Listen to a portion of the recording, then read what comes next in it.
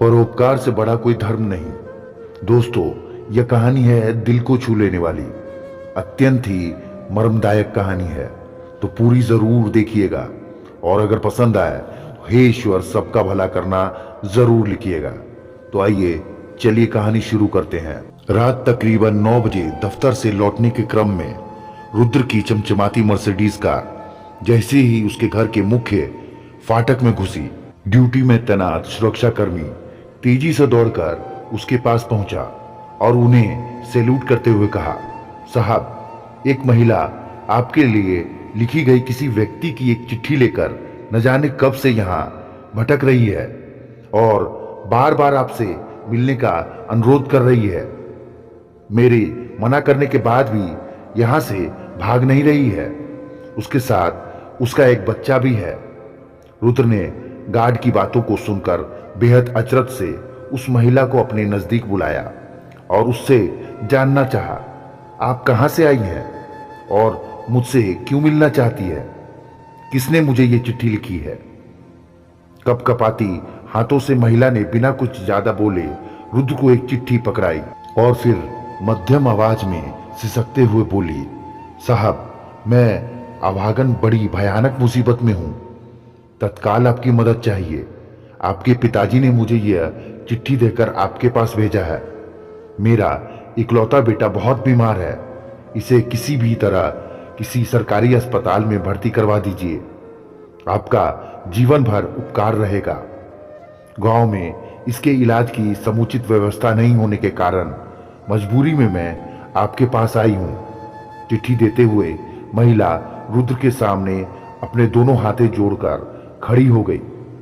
रुद्र ने उस चिट्ठी को ध्यान से पढ़ा और कुछ पल के बाद बेहद गंभीर व शांत हो गए।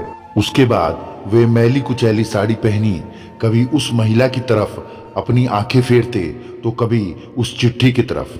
कुछ देर तक बेहद गहरी चिंता में रुद्र गोताखोरी करते रहे। दरअसल उस चिट्ठी के साथ वह महिला अपनी गंभीर रूप से बीमार बच्चे को लेकर अपने साथ इलाज हेतु मदद के लिए अपने गांव से बाहर पहुंची थी। आप कब से मेरा इंतजार कर रही हैं? क्या आपने कुछ खाया है? रुद्र ने महिला से जानना चाहा। इसके उत्तर में महिला कुछ बोल ना सकी, बस उसको लगातार एकटक देखती रही। रुद्र ने उसी क्षण अपने सुरक्षाकर्मी को बोल उस महिला और उसके बीमार बच्चे के लिए अपने आउट गेस्ट रूम में रहने का इंतजाम करवाया। फिर वहीं कुछ देर बाद दोनों के लिए भोजन का प्रबंध किया गया। उन दोनों के भोजन करते करते रुद्र फिर अपने मोबाइल फोन पे किसी से कुछ बात करते हुए उसके सामने उपस्थित हो गए।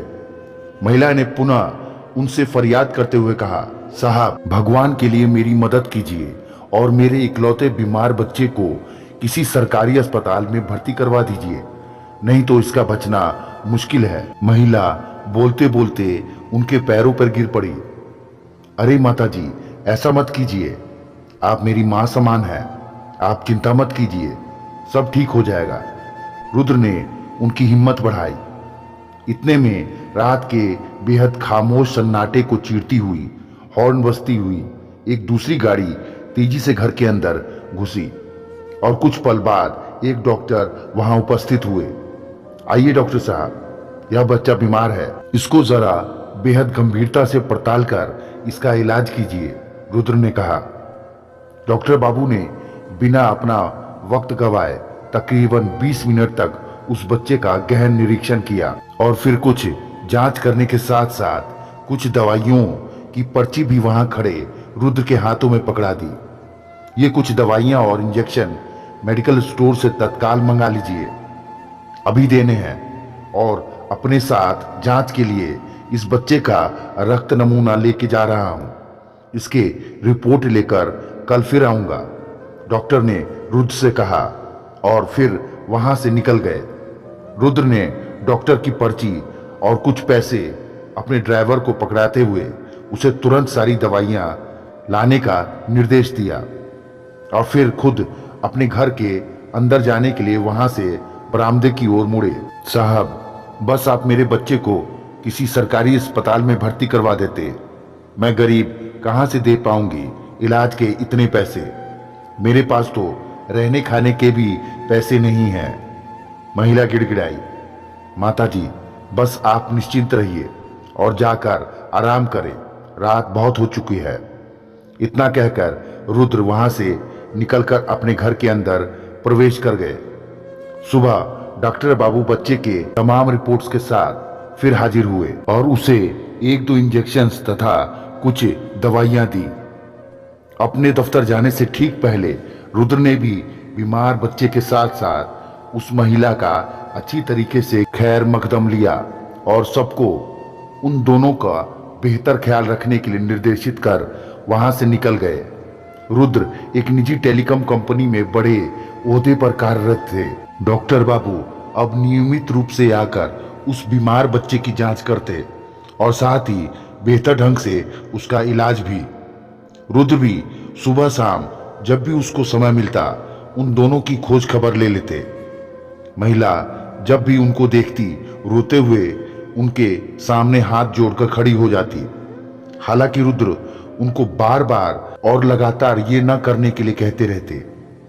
दिन बीतने के साथ साथ बच्चे की नियमित रूप से बेहतर इलाज होता रहा। साथ ही रहने खाने का भी भरपूर ख्याल रखा गया। तकरीबन 1 महीने के बाद जब बच्चा पूरी तरीके से तंदुरुस्त हो गया तो महिला रुद्र के सामने जाकर बोली, साहब, मेरा बच्चा बिल्कुल ठीक हो चुका है। हम अब वापस अपने गांव जाना चाहते हैं। आपने जो मेरे लिए किया है उसके लिए मैं जीवन भर आपके और आपके पिताजी कृष्णकांत जी की एहसानमंद रहूंगी। जब वो महिला अपने बच्चे के साथ वहां से विदा होने लगी तो रुद्र ने कुछ रुपयों के साथ दोनों को नए कपड़े और 2 जोड़ी नए चप्पल उपहार स्वरूप में दिए और साथ ही उसे एक चिट्ठी भी देते हुए कहा कि इसे उन्हें ही दे दीजिएगा जिन्होंने आपको यहां भेजा था। महिला हाथ जोड़कर कृतज्ञता का भाव प्रकट करते हुए उन्हें लगातार अनगिनत दुआएं देती रही, वहां से निकल चली। ठीक दूसरे ही दिन अपने गांव पहुंचकर कृष्णकांत जी को वह चिट्ठी देते हुए महिला उनसे रुद्र की बहुत तारीफ करने लगी। बाबा, आपका बेटा तो देवता है, देवता। कितना ख्याल रखा हमारा। ऐसा बेटा किस्मत वालों को नसीब होता है। ऊपर वाला उन्हें और उनके समूचे परिवार को हमेशा सलामत रखे। कृष्णकांत जी उस चिट्ठी को पढ़कर दंग रह गए। उसमें लिखा था, परम आदरणीय बाबूजी, मैं आपको नहीं जानता और ना ही कभी आपसे मिला भी हूं, लेकिन आज आपका बेटा इस पते पर नहीं रहता। कुछ महीने पहले उसने यह मकान बेच दिया है। अब मैं यहाँ रहने लगा हूं, पर मुझे भी आप अपना बेटा ही समझिए। बचपन से ही मैं अपने पिता से महरूम रहा हूं, लेकिन मैंने जब आपका पत्र पढ़ा तो मुझे ऐसा लगा जैसे मेरे सगे बाप ने मुझे कुछ करने के लिए आदेश दिया है। आप कृपया इनसे कुछ मत कहिएगा। आपकी वजह से मुझे इस माता के द्वारा जितना आशीर्वाद और दुआएं मिली हैं, उस उपकार के लिए मैं आपका ताउम्र ऋणी रहूंगा। आपका अपना रुद्र। कुछ बेहद खामोश लम्हों के बाद कृष्णकांत जी का सिर कुछ सोचकर खुद ब खुद उस अनजान पवित्र आत्मा के सम्मान में झुक गया और उनकी आंखें तो नम थी ही। परहित सरिस धर्म नहीं भाई, पर पीड़ा सम नहीं अघमाई। यानी दूसरों का हित करने से बढ़कर कोई धर्म नहीं और दूसरों को पीड़ा देने वाले मनुष्य से बढ़कर कोई अधर्मी नहीं। अतएव परोपकार ही सबसे बड़ा धर्म है। तो दोस्तों, यह छोटी सी मार्मिक कहानी आपको कैसी लगी? कमेंट बॉक्स में अपनी राय जरूर दें एवं हे ईश्वर सबका भला करना कमेंट बॉक्स में जरूर लिखें। तो मिलते हैं अगली किसी बेहतरीन कहानी के साथ। तब तक के लिए आपका प्यार, आपका आभार।